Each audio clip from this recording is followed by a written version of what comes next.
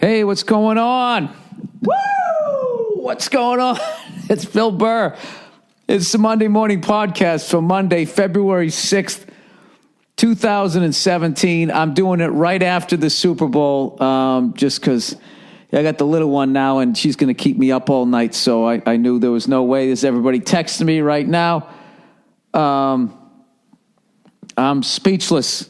Something you'll never hear from me. I'm always running my mouth. I am absolutely speechless. I cannot believe we came back and won that game. I'm not going to be that guy going, dude, I knew it. I was like, I had this feeling, right? I said this. I didn't. I had my fucking head in the oven at halftime. We were so getting our ass kicked at like 21-0. When Brady threw a pick six, I have this theory at the NFL level that if you throw a pick six, you don't win the game. They're too fucking good. It's the most devastating fucking play. Literally, so I saw it one time in NFL films. One of the players said that you're trying to score. Not only does the other team stop you, they turn around and score on that fucking play. It's like, I can't believe it. 21-3. Then it was 28-3. I wasn't even like, I actually texted to somebody going like, this is the longest fucking loss I've ever watched in my life. I'm like, this is just slowly gonna, what is this going to end up being, like 35-10? Are they going to bring their fucking bench in? I had completely mentally thrown in the towel, and I was just sitting here, and I couldn't scream and yell. I got my girl now, and it's hilarious. I'm just sitting here going, well, at least she's keeping me calm. But they were so kicking our ass, I couldn't even get upset. And if you watched when I was promoting my special, and when people would ask me about the game, I was not comfortable at all. And, I went from like not even believing in Atlanta against Seattle, picking against them again when they played Green Bay. And I was just, after I saw the way they played, I was like, man, they got a great running back. They got Julio Jones. Matt Ryan seems dialed in, all that shit that I said. And then right before the Super Bowl, they're like, dude, they don't have one running back. They got two. They got that Coleman guy too. So I was like this, and I don't know. I had that fucking, that feeling you have when you think your team's going to lose, but you don't want to say it. That's why I was saying to everybody on those shows going like, I'd bet the under, which didn't come in. And I said I would like the Falcons if I could get 5, I think that, I wasn't comfortable taking the Patriots giving points. So I can't say I called it on any fucking level. I didn't. I am absolutely fucking speechless. I can't believe it. I just cannot believe it. And I've never said this before, but I think I can finally say it. I think Tom Brady's the greatest of all time. I always gave the nod to Montana because he went to 4. It took him 4 trips to win 4. But even then, it's always up for debate because what if Montana had Belichick? What you have is the greatest head coach and arguably the greatest, if not now, 5 rings. It's a great argument. The greatest fucking quarterback of all fucking time, playing together. I cannot fucking believe it. I can't. And I didn't have any emotion the whole game. Because we were just so fucking losing. So I was just sitting there, and then as we were slowly, I wasn't even saying that we were coming back. I was, maybe they'll make it a little respectable. I don't know. All right, maybe we just lose by 10. And then, we scored that first 2-point conversion. Even then, when we were going down the field, I'm like, what are the odds we're going to get another fucking 2-point conversion? We fucking missed a field goal. We screwed up the onside kick. And 2 of the greatest Super Bowl catches I've seen since the helmet catch was Julio Jones. Jesus Christ. And what a fucking throw. Matt Ryan was also running when he made that throw. I was like, oh my God, every fucking Super Bowl now. Every Super Bowl, there's that fucking ghost of Eli. If it isn't Eli, it's like the ghost of Eli fucking throw. And for once we had Edelman, we had a circus catch back, and I don't know. I'm absolutely stunned. And having said all that, my condolences to the Atlanta Falcon fans. I got no beef with you guys, and I've been there plenty of fucking times. Certainly for the first, 36 years of my life, if there was a fucking way to choke away a goddamn game, I saw a Boston team do it. And for whatever fucking reason, I don't know why this is happening. I don't know why it's happened this fucking long. Just trying to enjoy it. This is how spoiled Boston fans are. My daughter's 2 weeks old, and she's already seen her first Boston title. It's fucking unbelievable. And I got a big kick out of Bill Maher trashing the Patriots. At first I thought, is he just trashing? Is he talking sports? That's like me talking politics. This guy's getting outside of his lane. But then I saw he was mad. I guess he was mad because, Brady and I guess somebody else. I don't pay attention to all that fucking soap opera shit. I guess they're like Trump supporters. And I heard on the radio that, I don't know, Brady did or didn't go when Obama was there. I don't fucking know. So this the Patriots aren't at the height of their hatred. If he shows up now, if he didn't go to the Obama thing and then shows up at the Trump thing, that's going to be a complete shit show. But they seem to thrive being hated. So what a fucking season. Starts off with that fucking horse shit. The biggest witch hunt I've ever seen in my life. That stupid fucking Deflategate thing. And just all the justice that came out of it. The fact that it went to court, it got laughed out of court to the point the judge was actually pissed. Then they finally get the fucking thing. We're a corporation. We have a right to suspend our employee? Yes, you do. He's our employee. You're fucking suspended. So then he sits there 4 fucking games, and I just started thinking, 5 games in, we have arrested, pissed off Tom Brady without those fucking miles. Maybe that'll be a good thing. And just how poetic was the whole thing. Do you know that linebacker from Indianapolis, who I don't have any fucking beef with because he said he didn't want to be in the middle of it, but the linebacker who caught the ball that he brought to the sideline as a souvenir that touched off the whole Deflategate thing, he tested positive for steroids and got a 4-game suspension. It's funny how ESPN really didn't do, you'd think they'd still be talking about that. Yep, never happened, And I also thought it was funny, Bill Maher called us cheaters as we're playing the Atlanta Falcons, who got busted pumping fucking crowd noise in. But that's okay. It's okay. Who gives a fuck? In NBA, when they go, on basketball, they go, the ball don't lie. That's what I feel like just fucking happened. After all of that shit, vindication, he comes back and he wins it. And then Roger Goodell, like the end of a fucking Die Hard movie, the police commissioner who didn't fucking believe in the rogue cop has to come in and finally give in and be like, you know what, you are a good cop. Here's your gun and your badge back, right? Brady's sitting there with this fucking dirty fucking wife beater on. Jesus Christ. And I will never fucking ever tell it. Keith Robinson called it.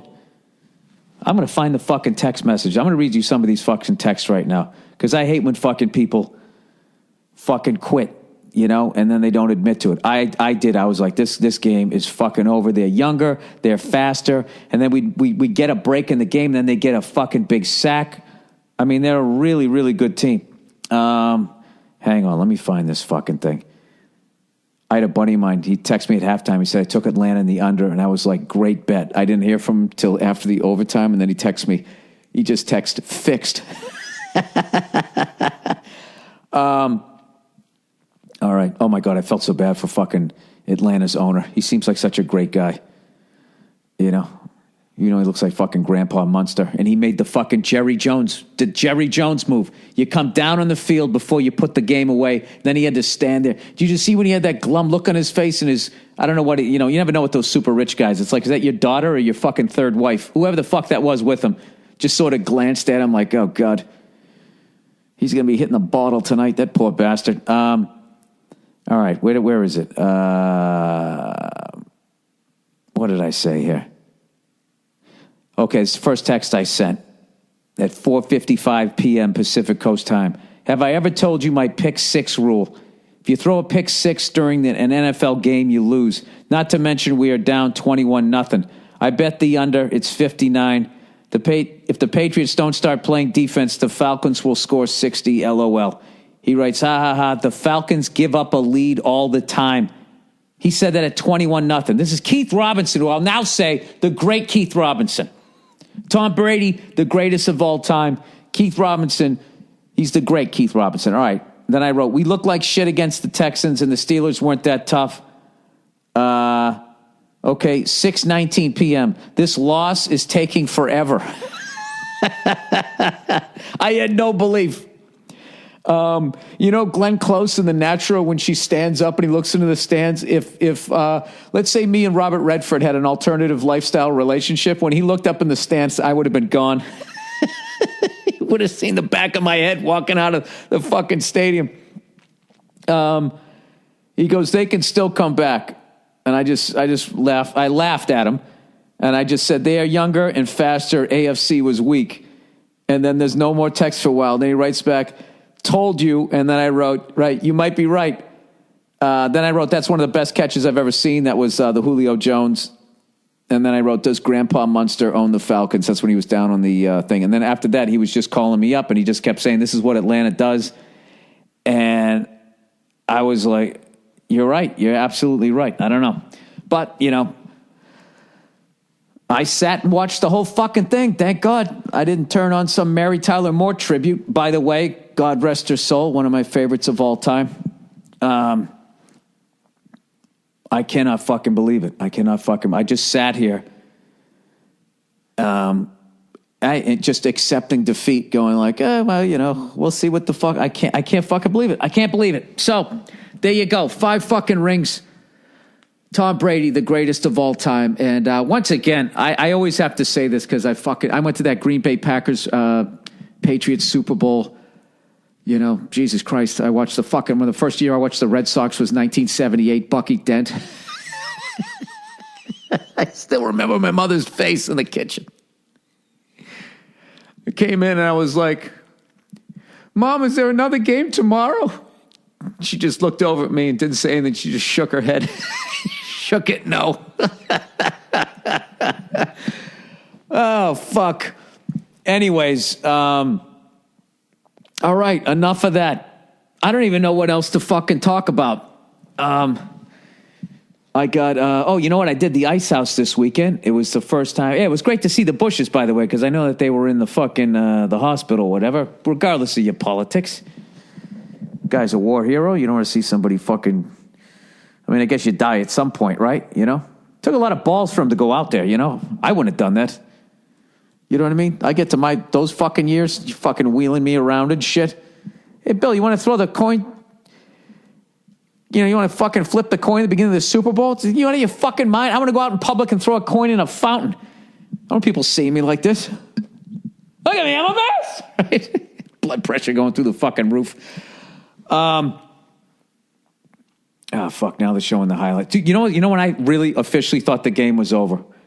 Was when we called that fucking trick play in Atlanta. They covered that too. And I'm just like, these guys are just fucking dialed in. Anyways, so I did the Ice House this weekend. And everything I talk about after this is going to fucking pale in comparison. The 4 Boston teams have won in this century 10 fucking titles. Dude, Rappaport's hilarious. He fucking texts me before the game. He goes, hey, if you guys lose today, I'm calling you, and you better take my call. And I said, oh, yeah? I go, what if the Patriots win? Am I going to hear from you? And he said, no, I'll be at Temple. So at halftime, I got my fucking head in the oven, muttering to myself, just walking around. I'm not watching the Lady Gaga thing. I thought she did a great job, but I always get nervous when somebody's coming down on those fucking wire things that basically look like crazy straws that you straightened out. I always feel like at some point, one of those things is going to snap and somebody's going to fall to their fucking death.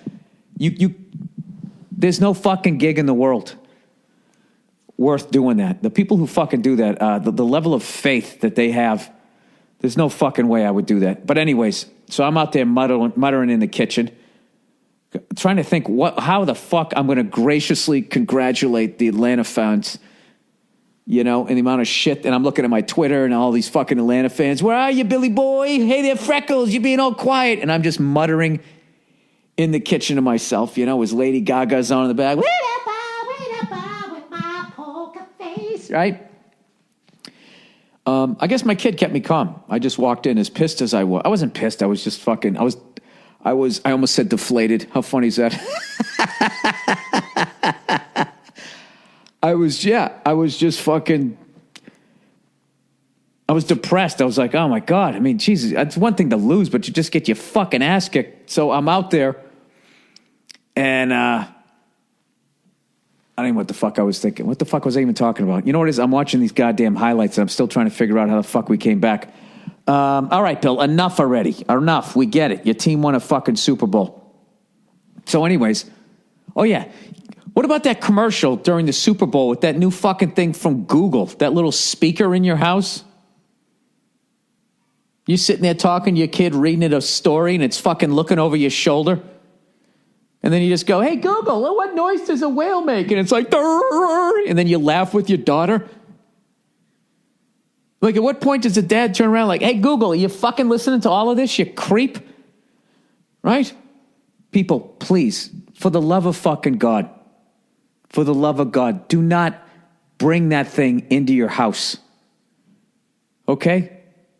That's the modern day version of bringing like, I don't know, vampire or whatever. I don't even know what it is. Why are people so fucking stupid when it comes to their own like privacy? That thing is just on. What is it doing? That's a listening. You're literally bugging your own house. I don't know. I did the Joe Rogan podcast and he said the most depressing fucking thing. He said they're making like cameras the size of grains of sand and they're just going to spread them around like every fucking street. So I told him I'd walk down the street with like a leaf blower. They're just going to be everywhere. Everything's going to be filmed and it's just like that Big Brother shit. And it's just that book. It's literally going to be, well, if you're not doing anything wrong. I don't know. What happened, Bill? Your team won a Super Bowl and now you're going to fucking depress everybody? It's the Patriots just won their 5th fucking Super Bowl. And Tom Brady's the greatest quarterback of all time. You can say it now. 5 fucking rings. Oh, God. Jesus Christ. Do you know how sad? Do you know how many fucking sad people there are right now? And I don't just mean in Atlanta. I just mean Patriot haters in general. Because the Patriots have been so fucking successful. And they've been so fucking vilified, you know, for the shit that they do that everybody else fucking does, right? They fucking, that literally watching them lose gives other people hope, you know? Gives you hope that you can call up your cable company, dispute the bill and get some money off of it, right? Gives you hope that you can fucking, elect a politician and they're going to fucking not sell out to the corporations. You know what I mean? That's what the Patriots have become. That's their level of fucking success. There's going to be a lot of slumped shoulders going to work tomorrow. Or maybe right now. Maybe you're one of those people. Maybe you're driving in your car right now and your shoulders are so slumped you're not even using your hands to fucking steer. You just got your shoulders fucking wrapped around it. Chest all fucking caved in, as the thrill ride says, right? Maybe one of those people. Well, you know what I say? Fucking grow up. All right? It's just a goddamn game. I would have taken the loss. I was already ready. I was sitting there writing my fucking concession speech. You know? Unfucking believable. Here out, me undies, the greatest of all fucking time. Me undies, all you cunts have to whine. When you say Brady's the best, he probably got velvet balls too, so he doesn't need me undies. Who gives a fuck? He's got a ring for every finger on his right hand. Hey, did I call it a what? I said it was going to be a classic. Although I don't know if I can. It's a classic for one side. I thought it was going to be a classic for both sides. But all right, enough, Bill. Okay, the fucking Atlanta fans have suffered enough. Okay, let's just fucking get through this. Okay, all right. First football game watched from Sweden. Bill Birdie, being from Sweden, saying that football isn't big here is an understatement. I don't know how they talk over there, but that's actually a Swedish accent, isn't it? I have no idea. But I've been listening to your podcast for a couple of years now, and your rambling over NFL have made me interested. Oh, look at that. Maybe you just got me a job at the NFL. You know, maybe I could be on one of your little Google things in your room. As you fucking talking in whatever the hell you guys speak over there. Reisen, Schmeisen, Feisen. That's what it always sounds like to me. I can't imagine what I sound like to you. Probably a fucking asshole. All right. I finally sat down and watched a game, and it was the Super Bowl that just ended. And what a game. I'm sold. Jesus Christ, when the fuck did this guy send this in? I love hockey mostly, but I found a new game to love. Tom Brady, best QB ever, says the Swedish commentators. I have no clue, but I believe them, I guess. Thanks for getting me into the game. Better late than never. I love people who can speak a second language. That's fucking amazing. Sorry for the bad English grammar. Dude, you did the fucking Boston accent perfectly in a second language. He says it's early and I'm tired. All the best to you, Nia, and the newborn baby girl. Love the special and looking forward to season 2 as F is for family. You know what's funny? I was just thinking I got to get over there. I missed you guys on the last tour. I didn't do the Norway, the Oslo, Stockholm, Helsinki run. I got to make sure I do that at some point. Anyway, Jesus Christ, dude. I don't want to rain on your parade, but most football games are not that exciting. Do you know how boring the first half was? Well, I guess for me it was. It was depressing. I guess it was exciting for Atlanta fans.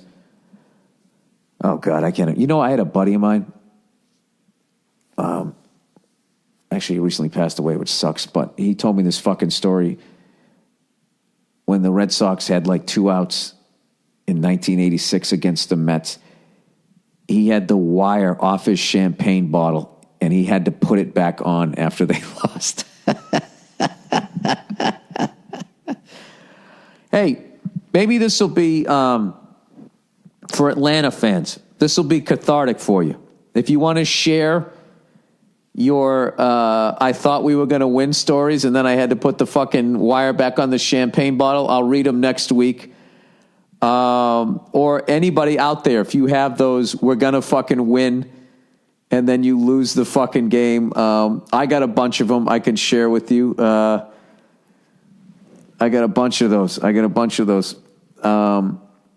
Those could be fucking really, those are fucking always hilarious. That's comedy, man. It's so, when if it works out, there's no comedy. It's like when you fight, like if the Patriots fucking got their asses kicked, that would have. I already knew I was going. We just got our asses whipped. I had the whole fucking thing worked out. Instead, I came on gushing here like I just won the fucking Publishers Clearinghouse. I cannot fucking believe they came back and won that game. That is, I'm fucking stunned. Cannot fucking believe that. Congratulations to the New England Patriots. Holy shit. Championship number 5. Unbelievable. And once again, I'm not fucking around here. My condolences to Atlanta fans. I have been there. It fucking sucks, but you guys got a hell of a team, and I hope you're back there next year and you get your fucking win.